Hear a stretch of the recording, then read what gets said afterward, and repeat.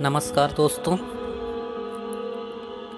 आज हम लेकर आए हैं एक ऐसा तथ्य, एक ऐसी रोचक जानकारी जो आप लोगों को शायद ही मालूम हो, क्योंकि हमारे समाज में हर किसी के दिमाग में एक सवाल रहता है। इस देश के जो मूलवंशी लोग हैं, इस देश के जो वास्तविक धर्म है वो कौन सा धर्म है। इस बात को लोग अनेकों विद्वान न जाने कैसे कैसे तर्क देकर प्रस्तुत करने का काम करते हैं, लेकिन वास्तविक और सटीक जानकारी हमारे समाज को नहीं हो पाता।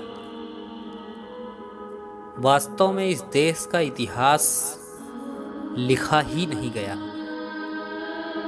हर एक धर्म के लोग यहाँ पर अपने आप को श्रेष्ठ बनाने में लगे हुए हैं। खासकर हिंदू और सनातनी धर्म के लोग केवल अपनी महानता का गुणगान गाते कभी नहीं थकते।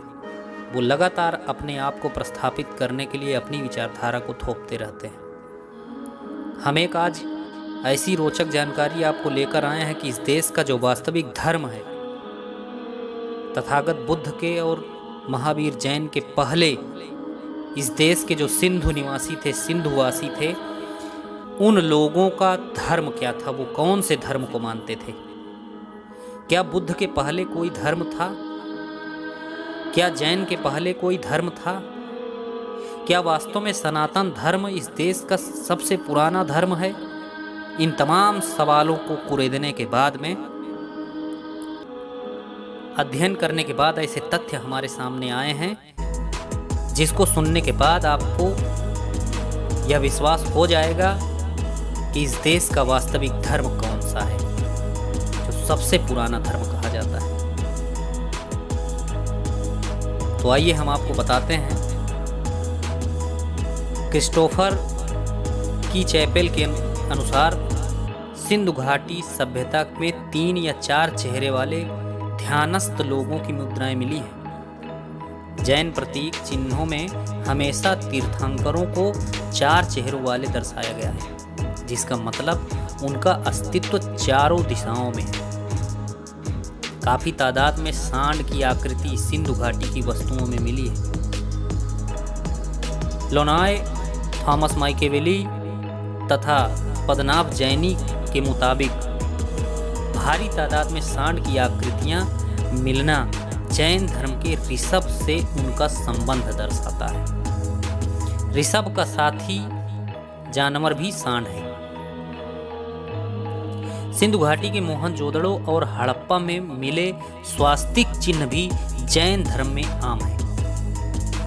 यह स्वास्तिक चिन्ह हिंदू धर्म का प्रतीक कतई नहीं है। यह स्वास्तिक चिन्ह बुद्ध और जैन धर्म से संबंधित है। स्वास्तिक चिन्ह का अर्थ खुशहाली है। यह चिन्ह उन 8 पवित्र चिन्हों में से एक हैं जो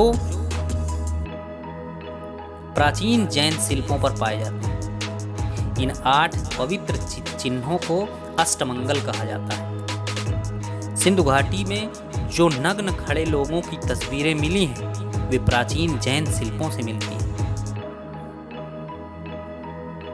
सिंधु घाटी सभ्यता में ध्यानस्थ अपने सिर पर जो पहने हैं, वह बुद्धिस्ट चिन्ह त्रिरत्न जैसा है। यह चिन्ह बहुत बृहत और सांची के कलाकृतियों में भी है। एक आकृति में ध्यानस्थ जटाधारी का कपड़ा बाएं कंधे पर है, दायां कंधा और हाथ खुला रखा गया है, जो बुद्धिस्ट भिक्षु की पद्धति है। शायद यह अत्यंत आरंभिक श्रमण भिक्षु का प्रकार है। नागों की आकृतियां भी हैं। नाग बौद्ध परंपरा से संबंधित हैं। बौद्ध साहित्य में सिद्धार्थ गौतम बुद्ध के पहले 28 बुद्ध होने की बात कही गई है। इसका मतलब कि बुद्ध के पहले 28 बुद्ध थे, तो सिंधु घाटी की सभ्यता तक 28 बुद्धों का प्रभाव रहा है तथा उनके नाम भी दिए गए हैं। ब्राह्मण लेखकों ने जानबूझकर इन बुद्ध पुरुषों को सिद्धार्थ गौतम बुद्ध के पूर्व जन्मों के रूप में प्रस्तुत किया, जबकि बुद्ध पूर्व जन्मों में विश्वास नहीं करते। बुद्ध प्रकृति को मानते हैं। जैन धर्म ग्रंथों में कुल 24 तीर्थंकर हैं, यानी कि महावीर जैन के पहले 23 तीर्थंकर हुए। बौद्ध और जैन श्रमणों की भाषा व संस्कृति में बहुत अधिक समानता होने से जैन तीर्थंकरों को भी पूर्व बुद्ध ही माना गया है। भागचंद्र जैन के अनुसार पूर्व बुद्धों के नाम और उनकी संख्या पर जैन मत का प्रभाव पड़ा। मिसाल के लिए दूसरे तीर्थंकर अजित का नाम पक्के का बुद्ध को दिया गया है, जो 91 कल्प पहले रहता था। कश्यप बुद्ध के काल के बेपुल्ला पवत्ता को 7वें तीर्थंकर सुपस्सा अथवा सुपर सर्वा का नाम दिया गया। उस काल में राजगृह के लोगों की सुपिया अथवा सुपस्सा के अनुयायी माना जाता है।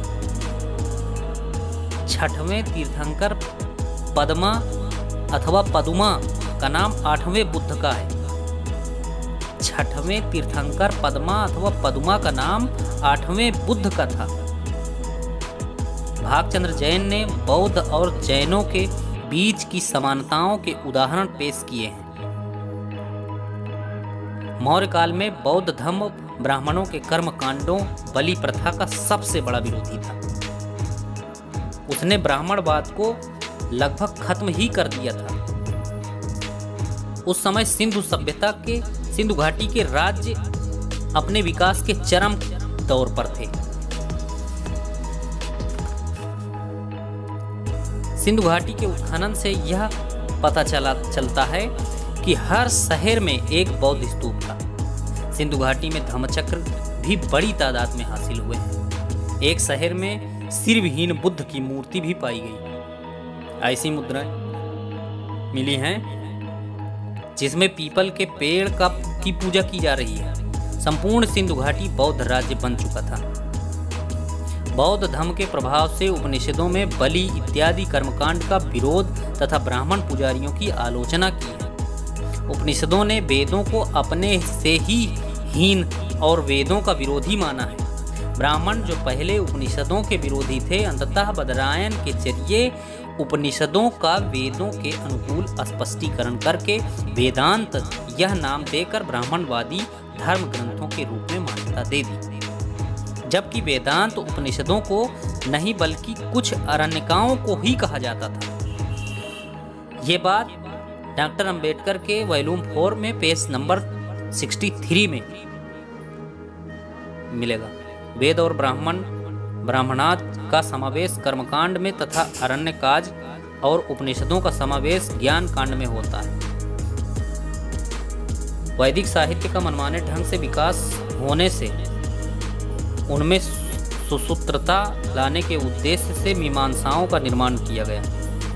जैमिनी ने कर्मकांड तथा बदरायन ने ज्ञान कांड की मीमांसा लिखी है। इनकी मीमांसा को ब्राह्मण प्रमाण मानते हैं।